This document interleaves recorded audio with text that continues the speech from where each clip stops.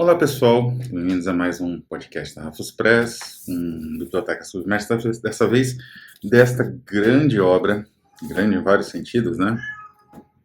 Que é o Arquipélago Gulag do Solzhenitsyn. Então hoje trazemos aí o Arquipélago Gulag, pelo nome dá para perceber, né? Quando eu utilizo, aliás, o termo Bíblia, é uma metáfora, evidentemente, porque esse livro se tornou um modelo seguido pelo, não só esse livro, né, um pouco da obra toda do Solzhenitsyn, um modelo a ser seguido por uma certa literatura dissidente a partir dos anos 60, porque esse livro ele entrou em circulação quase legalmente no Ocidente já nos anos final dos anos 60 e ilegalmente na Rússia desde o início dos anos 60, as primeiras cópias e tal, como o samizdat, né, aquele sistema de distribuição de livros na União Soviética, que é uma grande influência da própria Rafus Press, pelo menos existencial. E Bíblia também, porque é um livro múltiplo, são muitas vozes, eu vou falar um pouco mais disso aqui. Não é um livro só de memórias, não é? As memórias, digamos, titânicas, né? Não é um livro, são vários livros, um conjunto titânico e memorialístico em relação ao maior de todos as unidades do Gulag, também vou falar por unidades do Gulag, né? O Gulag não é um local ou o nome de um tipo de lugar, como campo de concentração, por exemplo. Gulag é um nome de uma burocracia, de uma administração. O maior de todos, que era Colima, né? Ou Colimá, enfim, foi, digamos assim, descrito, analisado e evocado pelo Shalamov, nos contos de Colimá, ou Colima, que foi publicado no Brasil pela editora 34 e que eu pretendo comentar aqui. São 6 livros, uma coisa assim, absurda também.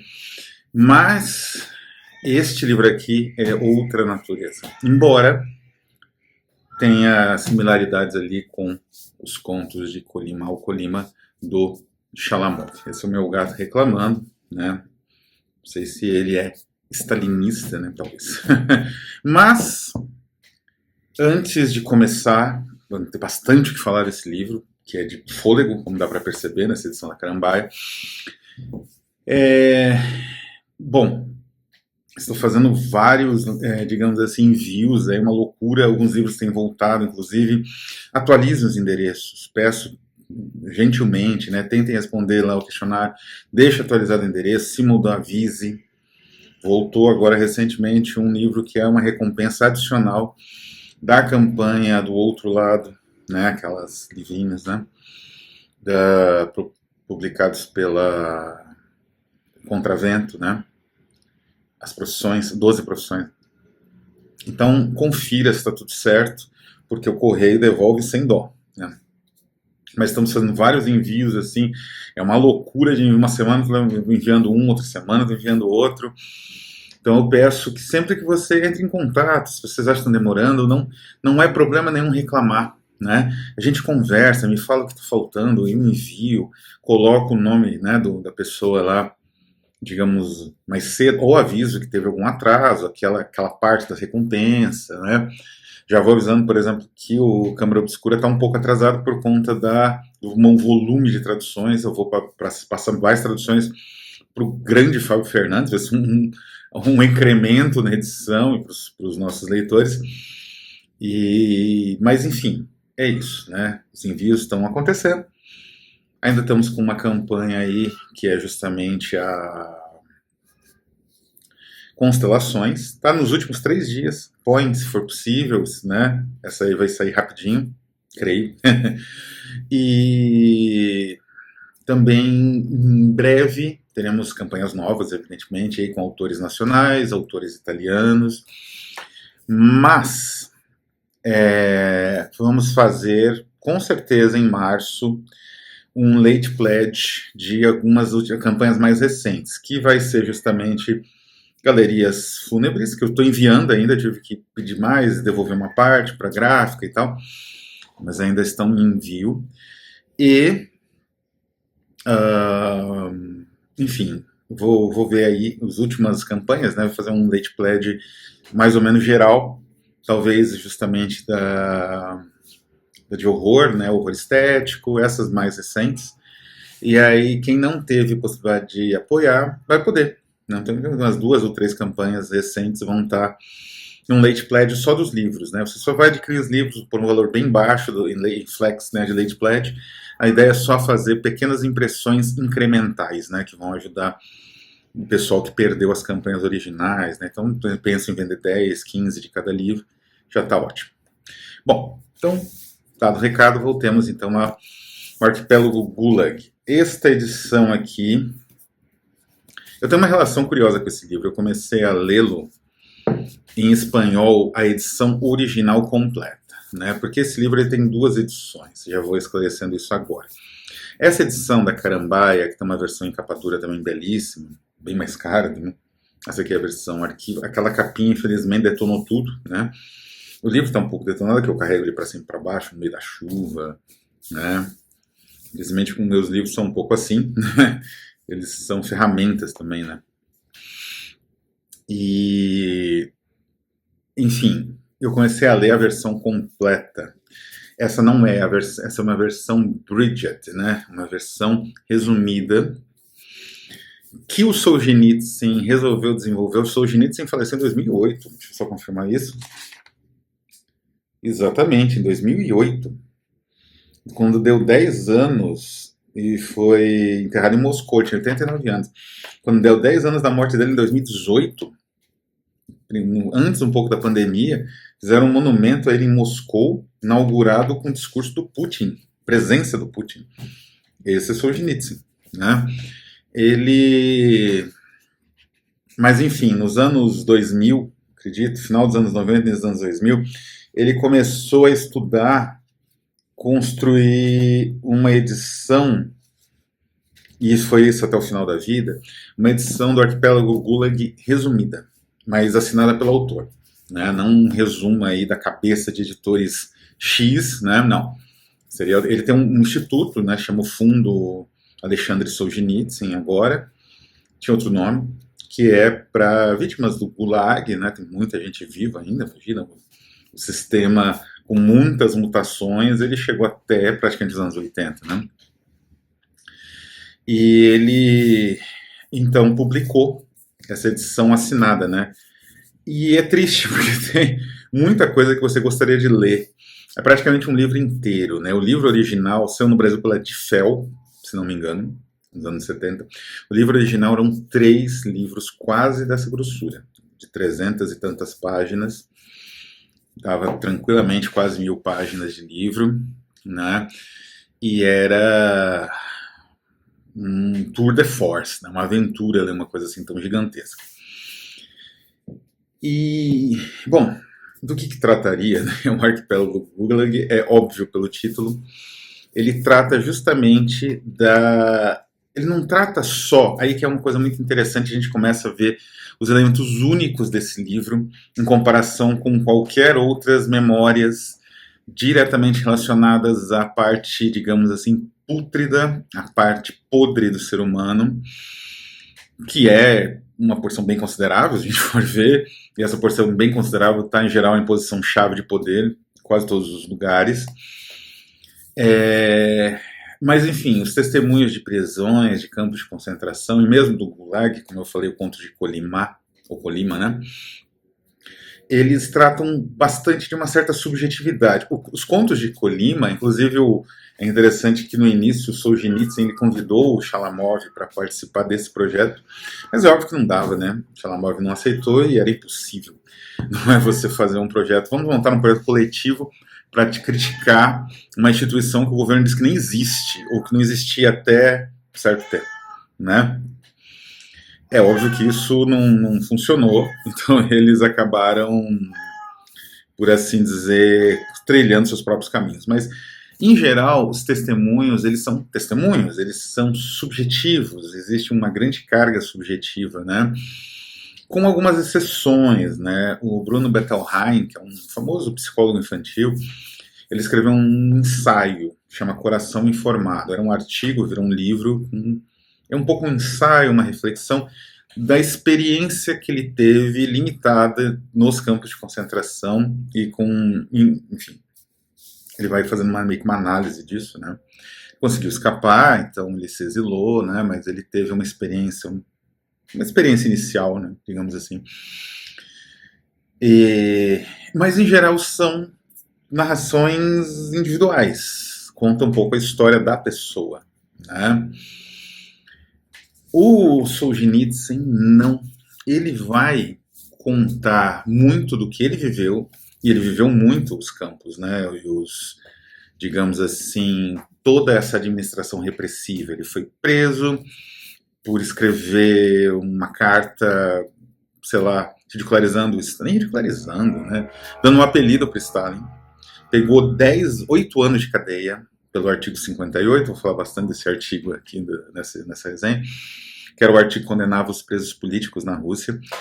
Ele foi para vários campos, ele ficou num campo especial, ele ficou num campo geral, na Katorga, né, que fala que era o nome que se dava do czarismo para trabalhos forçados, né, ele ficou nisso, foi para um campo especial só de prisioneiros políticos, que era mais duro, não é? E foi aí aliás, teve uma rebelião nesse campo, ele participou, que é chamado Ekbatuz, né? Depois ele foi para um exílio, sabe-se lá Deus onde, no Cazaquistão, né? Um lugar que Deus, né? Esquecido por Deus, no Cazaquistão. Depois teve a pena anulada, né? Ele pediu revisão, a pena foi anulada. Isso aconteceu muito durante do degelo do Khrushchev, né? Voltou. Enfim, ele morou um tempo longe de Moscou, depois voltou para Moscou, e essa foi a existência dele. Nesse período, ele escreveu Ivan Denisovich, né, Um Dia na Vida de Ivan Denisovich, que é um livro fundamental, foi o livro do degelo. O degelo é aquele período justamente em que o Khrushchev denunciou toda a personalidade de Stalin, né? Tem muita gente que acha isso horrível, né?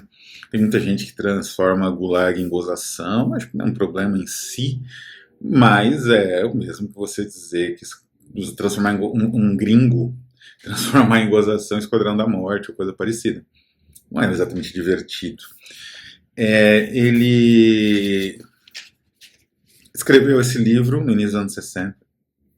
Não, na verdade, nos anos 50 ainda acho, né? Tem a data aqui.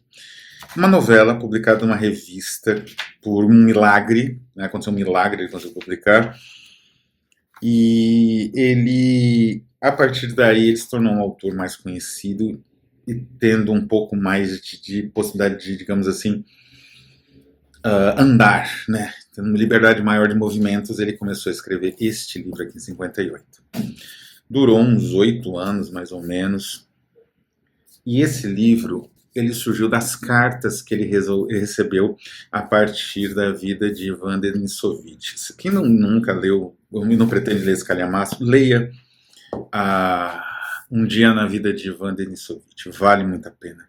É sensacional, não é? Realmente, Alexander Solzhenitsyn é o tipo de prêmio Nobel merecido. Ele domina a escrita como ninguém. Eu vou falar um pouco mais disso aqui em breve. E ele recebeu cartas, muitas anônimas, inclusive, a pessoa censurava o nome, né, rabiscava. E aí ele teve a ideia, e se eu juntar essas cartas e escrever um grande livro, montar um grande painel a respeito do Gulag, que é, como eu disse, né, o Gulag é que tem um útil vocabulário, em breve vou falar de vocabulários, aliás, um útil glossário, que é justamente, tem tudo, Gulag, é um acrônimo de Administração Geral dos Campos de Concentração, evidentemente, mas enfim, campos prisionais, vamos dizer assim, né? Para o prisioneiro político tudo era campo de concentração, mas havia diferenças, digamos assim, de natureza burocrática. E ele fala que, inclusive, trabalhar no Kolkhoz, ou especialmente no Sovkhoz, nos anos mais duros ali do Stalin, nos anos 30, início da Segunda Guerra, era também muito parecido com trabalhar num campo de concentração, enfim. E então ele resolveu montar um painel E esse livro virou uma absoluta loucura. A composição, como eu falei, esse livro aqui ele tem pelo menos mais isso aqui de páginas, né? Era para ser mais ou menos dessa grossura. Né? Ele tem já 683, 5, né, contando aqui a biografia dos tradutores, são 5 tradutores, um trabalho de peso, né, de fôlego. Eu acredito que ele teria a dimensão normal dele umas 980 páginas, 990 páginas, né? Seria mais isso aqui. Como é que foi essa composição desse livro? Ele começou a compor muitos testemunhos de pessoas que mandaram para ele, que conversaram com ele, às vezes pessoalmente, até com medo de mandar carta, que isso é perigoso, né? Ele tinha que se livrar dessas cartas, algumas ele guardava, outras ele...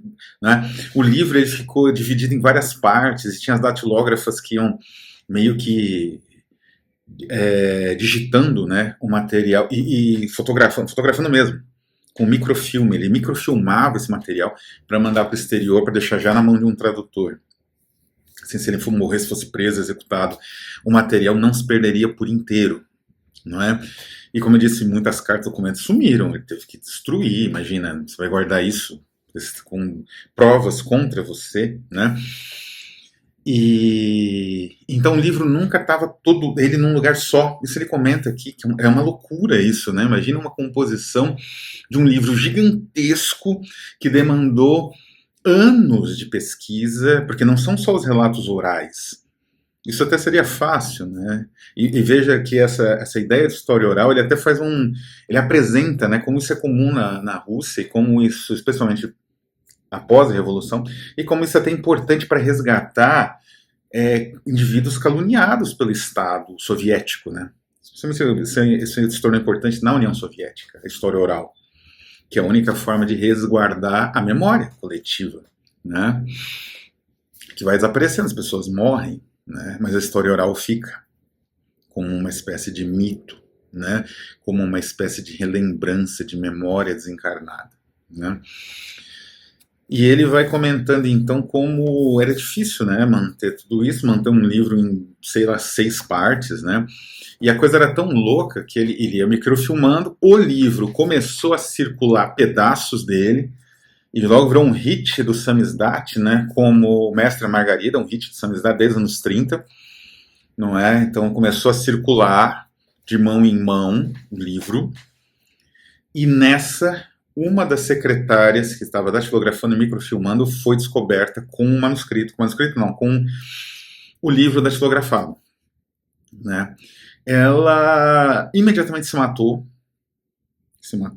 evidentemente, porque senão ela teria que denunciar tudo, todo o esquema, inclusive daí provavelmente envolveria outras pessoas, provavelmente o próprio Solzhenitsyn não teria nenhum problema em ser preso de novo, ou teria, né? Mas enfim, ele já estava já conhecia o esquema, talvez ele soubesse que ele não seria mais preso, mas executado, né? Mas o pior eram, talvez, como eu falei, esses samizdates, as pessoas que davam um suporte mais ou menos técnico e logístico para a criação, a construção desse é um verdadeiro monumento escrito. Até porque as vozes das pessoas aqui são as vozes dos mortos aos milhares.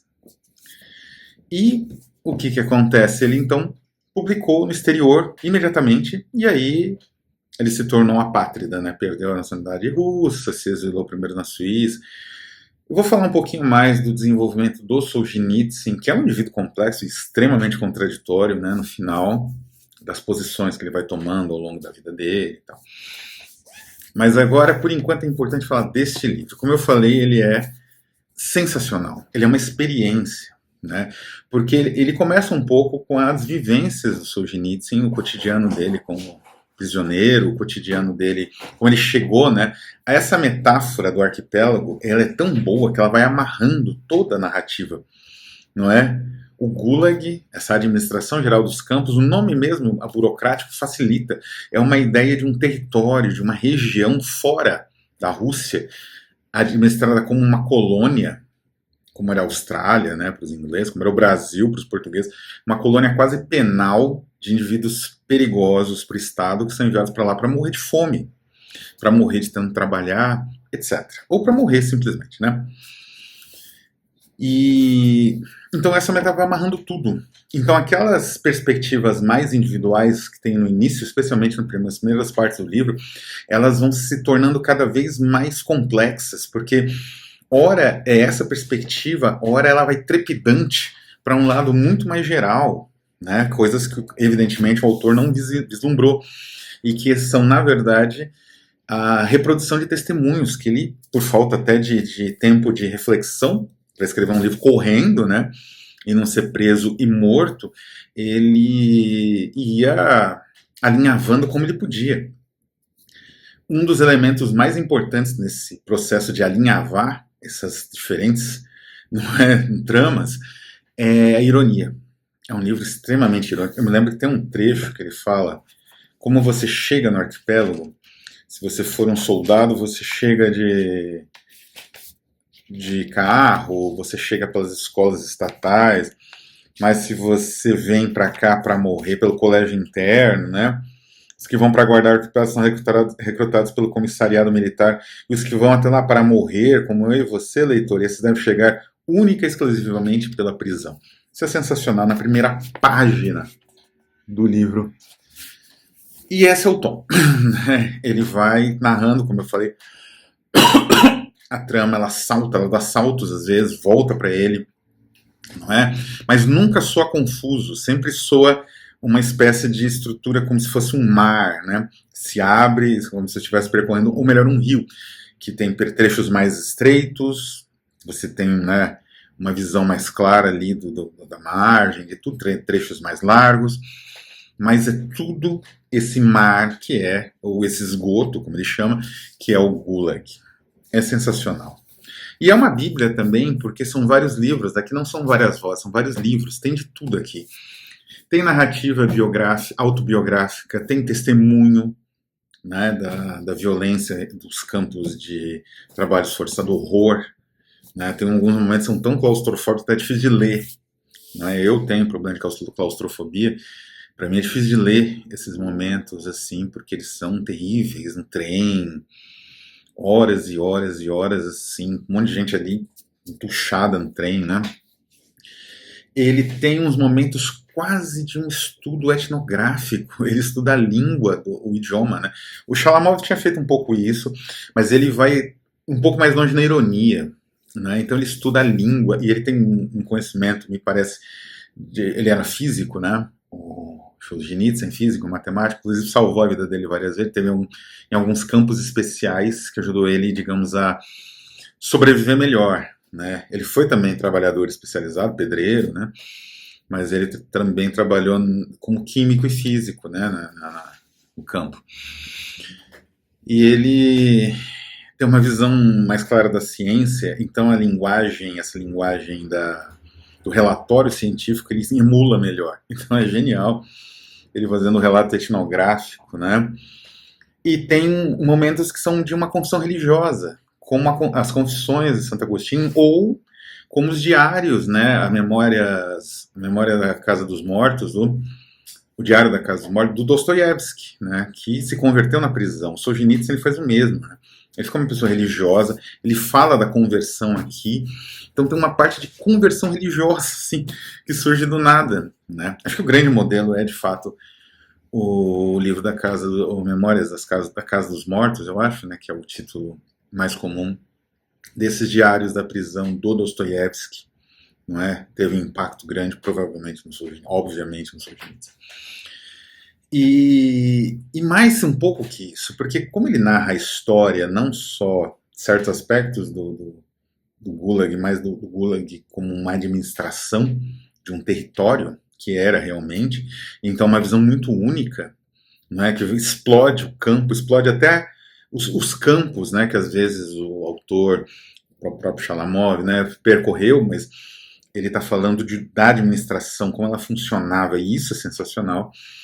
Ele tem uma percepção muito clara como a máfia russa, chama, acho que, Norivi Zarkov, né, em geral, um nome assim, é difícil de pronunciar, mas a máfia russa, a Irmandade, às vezes, como também é representada neste livro aqui, que eu recomendo, é um livro que eu não cheguei a falar ainda, mas pretendo, Pretendo falar de alguns livros, alguns quadrinhos políticos em breve.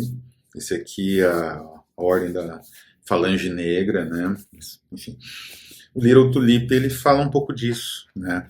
Que os ladrões na Rússia... Shalamov vai ter um livro só sobre isso. Os ladrões da Rússia, eles tinham um código de ética, digamos assim, honra, também um código linguístico muito próprio. E eles dominaram os campos, porque os campos funcionavam pelo mesmo princípio do cazé nazista, né? Um campo de concentração nazista. Os prisioneiros que estavam ali por serem de consciência ou excluídos por algum motivo do sistema soviético, né? Por exemplo, prisioneiro de guerra, o soldado russo que se rendia, ele era imediatamente, depois que ele era solto pelos alemães, imediatamente deportado para um gulag, porque era proibido se render. E muitos se renderam, porque a Rússia tomou uma surra gigantesca da Alemanha por mais de um ano. Né? A Alemanha quase chegou nos postos de petróleo do Cáucaso, você estava chegando no Cáucaso. Né? Ou na Finlândia, do outro lado, enfim.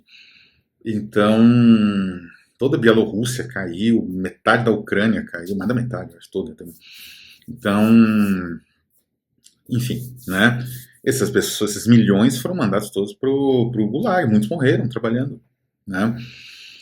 E essas pessoas, então, elas eram submetidas aos ladrões e bandidos das máfias, que eram tratados como uma espécie de equipe disciplinar dentro do campo, idêntico aos nazistas, que chamavam até esses indivíduos criminosos de capo. Né? Eles tinham autorização de portar, por exemplo, porrete, não é que nem os judeus, nem os comunistas, nem as outras etnias ciganas. Tá? Num campo de concentração alemão tinha autorização. E aqui era a mesma coisa. E eles montaram como se fosse um universo à parte, uma máfia. E quando começou a liberalização, que começou, aliás, pelos ladrões, logo depois da morte, acho que do Beria, não foi nem do Stalin, o Beria foi executado pelo Stalin, né? Começou a liberalização dessas pessoas e eles montaram uma máfia, né? Porque eles já tinham até uma noção organizacional, não é? Então o livro trata disso também, de certa forma, a emergência disso, que é uma coisa que marca até hoje tanto a Ucrânia quanto a Rússia. E é curioso como até o Daniel Arão Reis, que faz o pós-fácil, o Daniel Arão, ele vai mencionar isso, e é realmente incrível o Daniel Arão Reis. Grande professor, inclusive especializado em Revolução Russa. Ele tem 2 capítulos que são quase justapostos, bem no final. Um capítulo era bem maior, era para ser quase um meio livro, né? Que é a fuga e a rebelião, que seriam as 2 formas de resistência. Como aconteceram raríssimas vezes, são só 2 capítulos, não muito longos, mais ou menos longos, né? São 2 trechos do livro, de lá suas 30 páginas cada, né? Mas é incrível, né? O relato das fugas do Teno, Georgi Grigorievich Teno, que eu acho que é o nome desse rapaz, ele sobreviveu, não é, sobreviveu ao Gulag, né? Não sei até se ele não, Georgi Pavlovich Teno, não sei nem se ele não conversou com o próprio Solzhenitsyn depois, né? Mas é incrível a história desse homem. Ele é o fugitivo convicto, né? E ele vai contando a história do Teno, né? E é um dos momentos mais sensacionais, assim, que eu li em muitos anos, assim, porque é tão vivo aquilo e ao mesmo tempo assim tão terrível, né? Porque essas pessoas estavam ali pelas ideias que elas tinham. Elas não estavam ali por algum crime, elas não estavam ali por serem fascistas ou coisa assim, não. Elas estavam ali porque elas pensavam de uma forma que o governo não queria que você pensasse. Qualquer forma que fosse, não é? Porque essa é a essência da heresia. A heresia é você pensar da forma que não, a dogmática, né? O dogmatismo não aprova. E fazendo isso, você se torna perigoso para o dogmatismo. E ele foge, então. E os planos de fuga, assim, é uma leitura, assim, isso tranquilamente daria um filme, não é? É uma leitura espetacular, né? Tem todos aqueles momentos mais terríveis, mais sombrios e mais até claustrofóbicos, você é redimido por esses dois capítulos. E o da rebelião, não é? O Solzhenitsyn, ele segue um pensamento dialético, um pouco da formação dele, nasceu exatamente em 17. O capítulo da rebelião tem esse elemento também, porque a rebelião, que vem logo depois, então a fuga não deu certo, é a rebelião agora. É o único momento em que os bandidos se unem aos prisioneiros políticos. Em geral, os bandidos humilham, porque eles têm poder ali, os prisioneiros políticos, né? Ali eles se unem contra a chefia, né? Como eles chamam, os tchequistas, né? Que seriam os agentes do Ministério do Interior, do NKVD, o GPU, KGB, qualquer nome que seja, né? E eles conseguem fechar um campo inteiro, que é o campo de... E é um capítulo incrível, incrível. Você termina assim, sem fôlego, não é? Quando ele fala, Kengir, quando ele fala que os camponeses levam as flores para onde era, porque o campo foi desintegrado, né? Foi destruído depois dessa rebelião. Uma rebelião, então, que uniu. E é lindo o trecho, é quase poético, né? Quando ele fala que chega um determinado momento, que ninguém queria morrer, né? Mas chega um determinado momento que os prisioneiros, eles simplesmente declaram pro invasor, pros soldados, 1000 vezes melhor armados e com tanques T-34 e aviões que estavam ali esmagando, né, a revolta dos prisioneiros. Eles falam simplesmente, vá pro inferno, né? Quer dizer, você não quer morrer, mas por outro lado, não sei se não é, aquilo seria uma vida, né? Aquilo que eles viviam ali seria algum tipo de vida, de fato, né? Submetidos, trabalhando igual camelo até a morte, por exaustão, né? Ali, então, é sensacional isso, porque não é brega, não é cafona, não é forçado, é real, não é? Então, isso é uma leitura, assim, que você termina sem fôlego, esses dois capítulos, né? São duas das coisas mais lindas que eu li em toda a minha vida. Então, é um livro que, por fim, né, digamos assim, dos aspectos, né? Ele tem, então, esse aspecto memorialístico, como eu falei, como a confissão que eu falei aqui, que é mais memorialístico, embora também trabalhe um pouco a estrutura, todos trabalham um pouco, mas aqui não, a estrutura é o mais importante, é a voz dos condenados. Uma pessoa que adere a uma heresia, por mais fanática que ela seja, no caso uma heresia religiosa, a dissidência é a versão civil da heresia, digamos assim. Então o dissidente ou herege, ele tem consciência, por mais que ele tenha confiança no que ele defende, que as chances dele subverter a ortodoxia e o dogmatismo estão aí na casa dos 5%. Sabe, se eles, como no caso dos cátaros e albigenses, que dominaram quase boa parte da França, né? Talvez tivessem esperança de 20% nos melhores momentos, né? Ou o Hassami Saba, né? Nosso demiurgo sombrio, talvez uns 20% também, o Hassami Saba. Não mais que isso. Mas chega um momento que você sabe que você não vai conseguir. Todo herege ou dissidente sabe. O que importa aí, de certa forma, é preservar o que você passou, ou que as pessoas junto com você passaram, por escrito, por imagem, né? O Goya, que tinha essa mesma, digamos assim, essa mesma convicção, esse mesmo chamado, né, do Solzhenitsyn, registrou em gravuras, em pinturas dos autos de fé, né? Porque a memória é o que sobra, é a memória que essas pessoas viveram ali e morreram ali, né? E é isso que é a essência aqui, é a memória da heresia. É aquele pensamento que acho que nunca passou pela cabeça do Giordano Bruno, afinal tinha coisas mais importantes a pensar nos últimos dias dele em Roma, como, por exemplo, suportar a tortura, né? Ou, enfim, não é? Se preocupar com como seria quando ele fosse queimado vivo. Mas eu acho que ele nunca imaginou que existiria depois uma estátua em homenagem a ele no lugar onde ele foi queimado, né? E aí essa memória. Todo mundo que passa ali vê aquela estátua e lembra quem foi Giordano Bruno, não é? A heresia dele pode nunca ter subvertido a ortodoxia cristã católica do período em que ele foi, digamos assim, em que ele teve em conflito com essa ortodoxia. Mas essa heresia sobreviveu. E a ortodoxia não. E o mesmo aconteceu aqui. Leiam Arquipélago Gulag, de preferência a versão completa que saiu pela Edifel. Se não for possível, leiam um dia na vida, né, de Ivan Denisovich. Quase todos os hereges, como o Sorokin, né, Alexander Sorokin, que é um indivíduo anti-Putin, leram esse livro, e todos do Solzhenitsyn. Talvez uma palavra final sobre Solzhenitsyn fosse a questão política dele. Óbvio que ele se tornou muito mais autoritário com o passar dos anos. Ele apoiou Putin, né, e se aproximou dessa visão russófila que o Putin tem. Mas, como no caso de alguns autores que no final da vida cometeram erros políticos grosseiros, alguns até se arrependeram antes, até embora fosse no finalzinho da vida mesmo, como Borges, né, ou mesmo um Evers, um Hans Heinz Evers.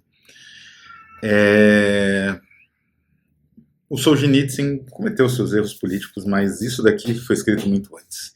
E o melhor da obra dele também.